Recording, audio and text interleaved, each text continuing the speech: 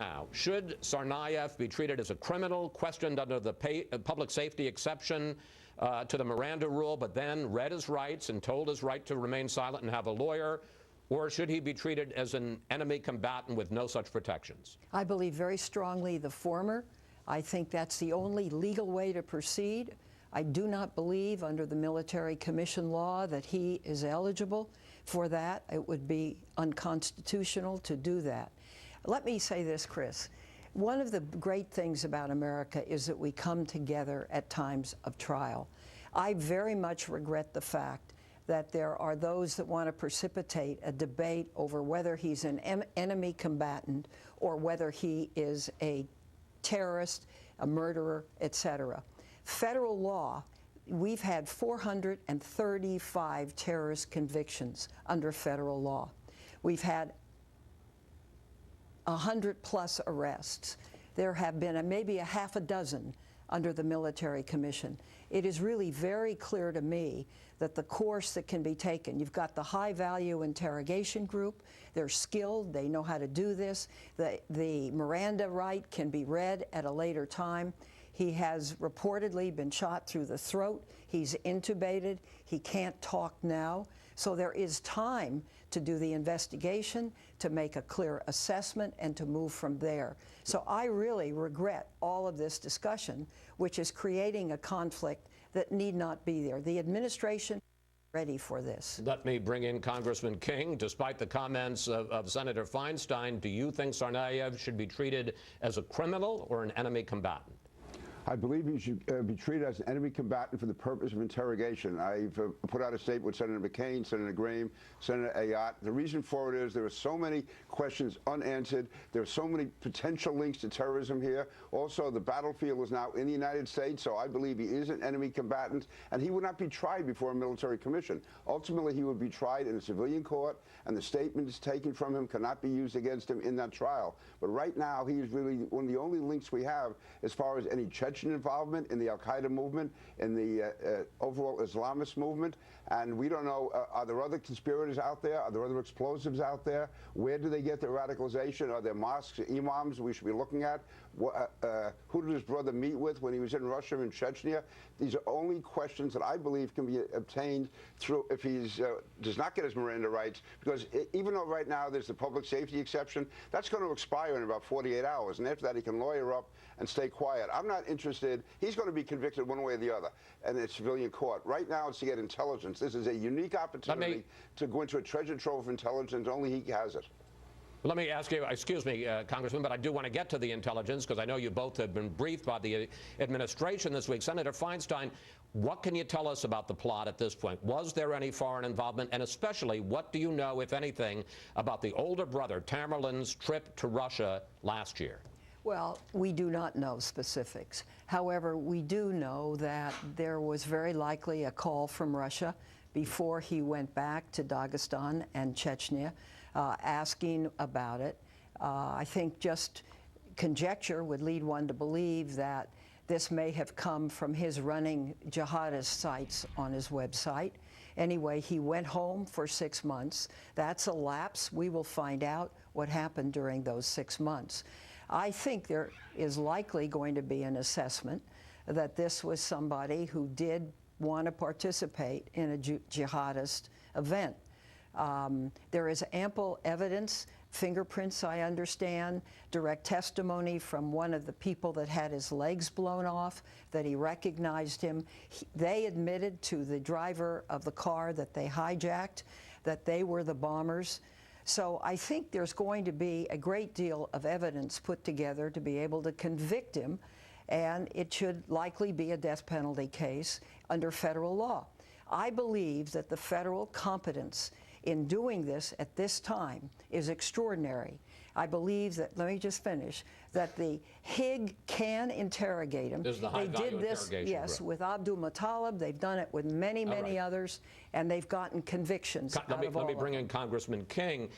what do you... What about a conviction? I'm not worried about a conviction. He's going to be convicted. I want the intelligence so he can save American lives, and that can only be done, I believe, effectively if he's treated as enemy combatant and does not have access to a lawyer. You both have made your point very ably. Let me ask you, if I can, Congressman, what do you make of the fact that because of a Russian request, the FBI interrogated the older brother Tamerlan back in 2011 about his ties to radical Islam? They found he was not a threat. And I guess two questions. First of all, what do you make of that interrogation? And what about the fact that when he returned after 6 months in Russia, he apparently was not on an FBI watch list? Of course, I have great regard for the FBI and for Director Mueller, but this is the latest in a series of cases like this. Anwar al-Awlaki, Major Hassan, Carlos Bledsoe, Robert Headley, and now this case with the older brother, where the FBI is given information about someone as being potential terrorist. They look at him, and then they don't take action, and they go out and they carry out murders after this. So again, I'm wondering, again, is there something deficient here? What went wrong?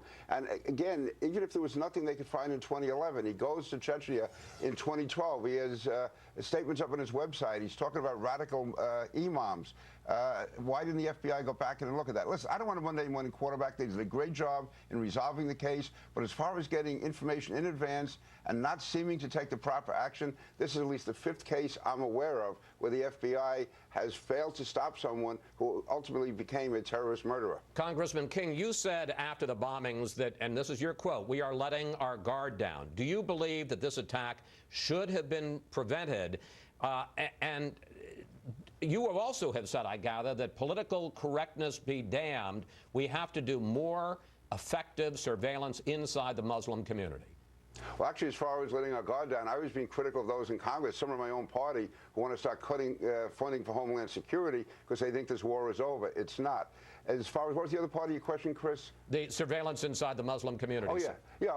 Listen, the threat is coming from within the Muslim community in these cases. In New York, that's why Commissioner Kelly has 1,000 police officers out in the community. Unfortunately, he gets smeared by the New York Times and the Associated Press. But the fact is, we've stopped 16 plots in New York because we know that al-Qaeda has shifted its tactics. It's not going to be attacking us from overseas. We've been able to prevent that. They are getting people in our country who are under the radar screen, who have clean records. We saw it with the Times Square bomber, the subway bomber in New York, and now we've seen it, it appears, in Massachusetts. And 99% of the Muslims are outstanding Americans. The fact is, that's where the threat is coming from. When the FBI was after the Westies, they went to the Irish community. When they were after the Mafia, they went to the Italian community. If you know what threat is coming from a certain community, that's where you have to look. And let me bring in Senator Feinstein, your reaction to that. Well, that's exactly where they will look. I don't think all of this is very helpful. I think the important thing is to get the facts, let the investigation proceed. The FBI has very good interrogators. They know what they are doing, and I believe that they will put a case together that'll be very strong. With respect to whether we are doing enough in the Muslim community, I think we should take a look at that. But I don't think we need to go and develop some real disdain and hatred on television about it. I must say, I don't think that's what Congressman King was saying. He was saying that's where the threat's coming from. We have to address the threat. Well, this came at this point from 2 individuals. That's what we really do know. We do not know what their connections are. So I think we ought to find out before we begin to charge them with all kinds of associations. We have a couple of minutes left, and I want to ask you a question and Congressman King a question. Senator, reaction to the Boston bombings has spilled into other issues, including gun control. And there's some conservatives who say, well, that when 1 million people in Boston were forced to stay in their homes, that a lot of those people, particularly in Watertown, where they were going door to door, and there was a real concern that this fellow might be on the loose, might break into their house, might take hostages. Would people like to have had guns? Oh, some may have, yes. But if where you're going is, do they need an assault weapon? I don't think so. As the Vice President said, shouldn't they have the right to decide whatever weapon they feel they need to protect themselves? Well, how about a machine gun then? We did away with machine guns because of how they're used. I think we should do away with assault weapons because of how they're used. Semi-automatics, that's the most popular rifle in America. And you can use a 12-gauge shotgun and have a good defensive effect. And there's the element of surprise. Now you've got police all over the place in Watertown.